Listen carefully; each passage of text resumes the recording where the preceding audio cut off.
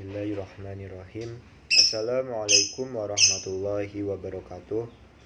Alhamdulillahirabbil alamin. Wassalatu wassalamu ala asrofil anbiya'i wal mursalin sayyidina Muhammadin wa ala alihi wa sahbihi wa barik wa salim ajma'in.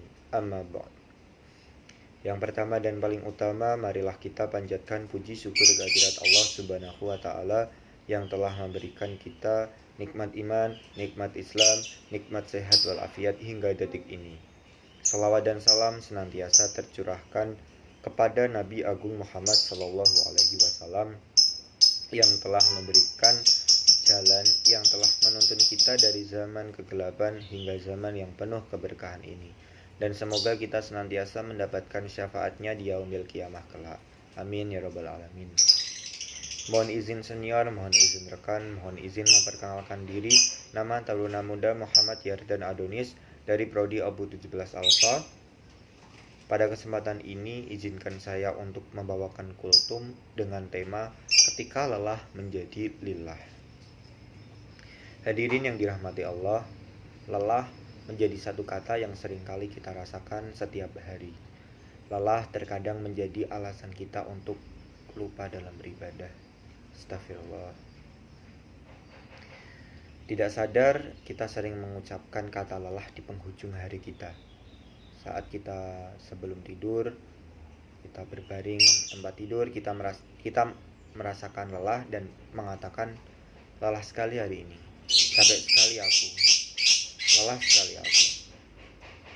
Tidak masalah apabila kita lelah. Manusia memang wajar untuk lelah. Di dunia ini memang tempatnya untuk lelah. Lelah dalam beribadah, lelah dalam berkehidupan di dunia, ataupun lelah dengan suatu keadaan yang ada pada diri kita sendiri. Tetapi tentunya kita tidak menginginkan lelah kita ini hanya sekedar lelah. Kita tidak ingin lelah kita ini hanya sampai dengan kata lelah. Yang kita inginkan adalah bagaimana lelah kita ini bisa berkah, bisa bernilai di hadapan Allah Subhanahu wa taala. Lalu bagaimana cara kita menjadikan lelah kita menjadi lillah? Caranya adalah dengan senantiasa meniatkan setiap perbuatan yang kita lakukan ini karena Allah. Seperti hadis riwayat Imam Bukhari dan Muslim.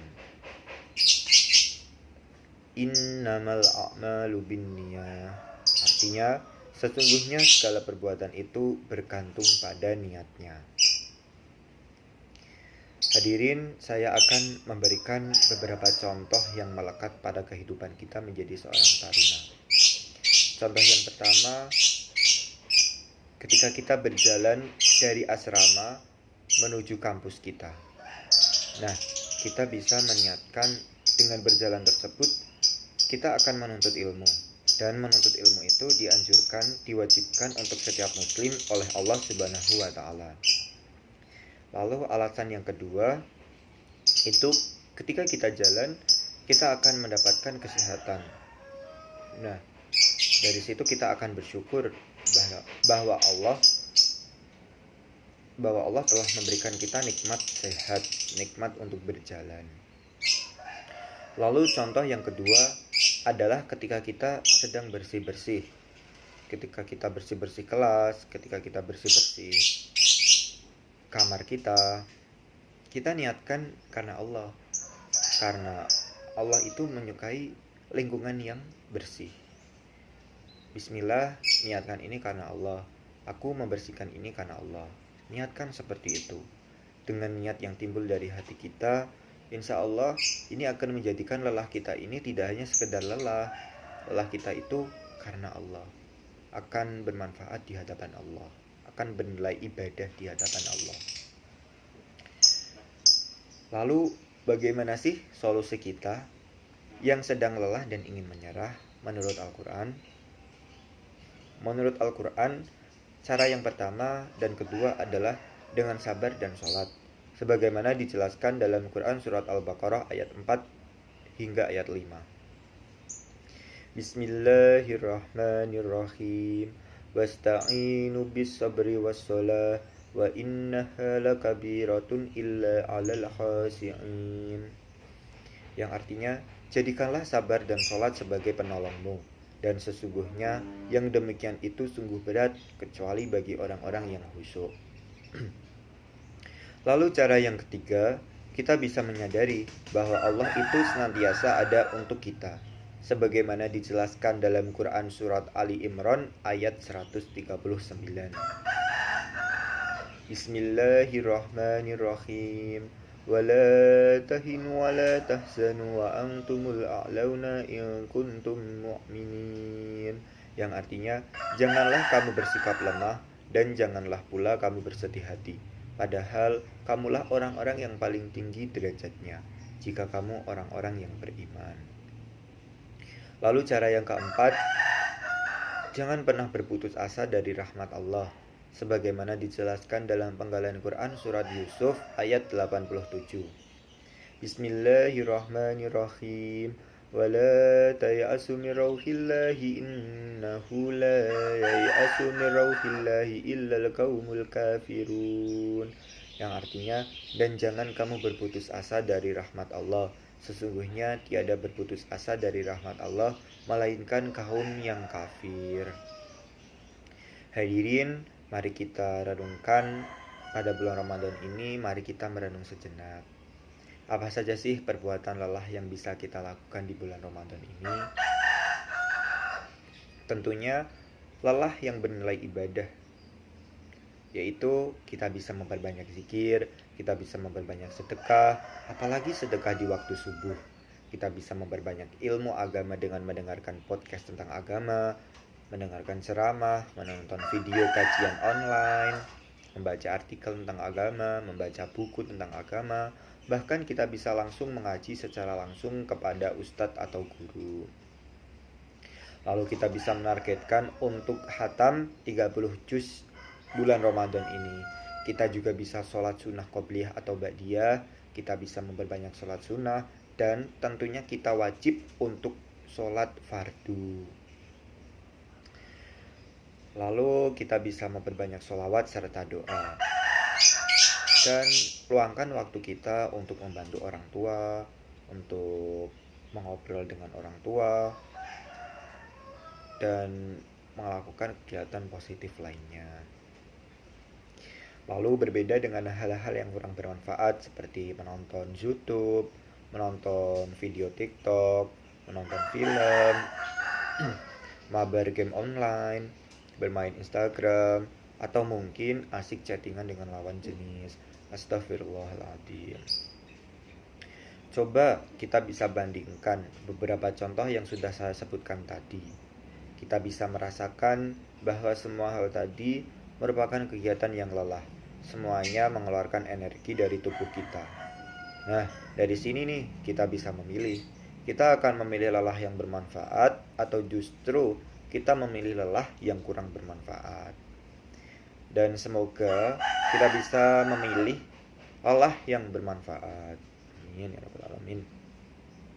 Sebagai manusia, terkadang kita juga sering lelah dalam beribadah.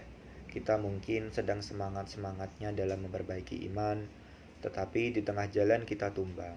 Kita berhenti, kita merasa diri kita ini lelah dengan ibadah ini. Astagfirullah. Tetapi itu merupakan sebuah ujian dari Allah ke hambanya. Allah sedang menguji kita. Seberapa sabar sih kita ini?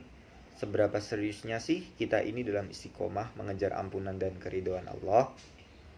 Dan terkadang di situ kita gagal. Kita kembali ke dalam jalan yang kurang baik. Mungkin kita juga kembali ke dosa yang mungkin dulu kita telah kubur. Astagfirullahaladzim. Hal tersebut dijelaskan dalam Quran Surat Al-Ankabut ayat 2 hingga ayat 3. Bismillahirrahmanirrahim. Hahasiban nasu ayyutraku ayyakulu amanna wa hum la yuftanun. Apakah manusia itu mengira bahwa mereka dibiarkan saja mengatakan kami telah beriman, sedangkan mereka tidak diuji lagi?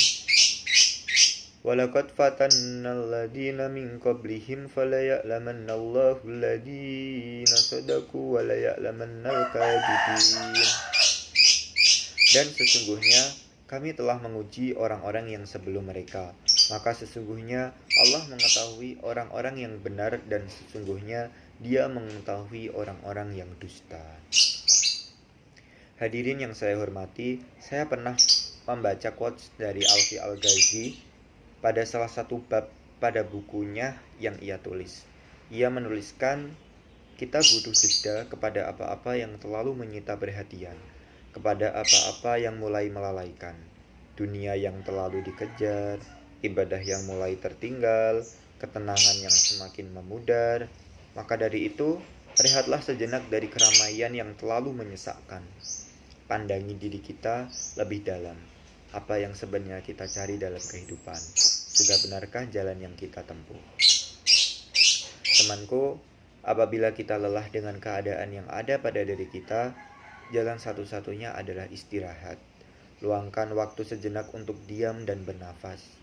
Dan mungkin dengan diamnya kita akan jauh lebih tenang dan merasakan nikmat-nikmat yang telah diberikan oleh Allah Subhanahu wa Ta'ala. Demikian tadi kultum yang dapat saya sampaikan. Mari kita niatkan selalu perbuatan kita hanya untuk Allah agar lelah kita menjadi lillah. Saya pamit undur diri, kurang dan lebihnya mohon untuk dimaafkan. Wallahul muwaffiq ila aqwamit thoriq. Wassalamualaikum warahmatullahi wabarakatuh.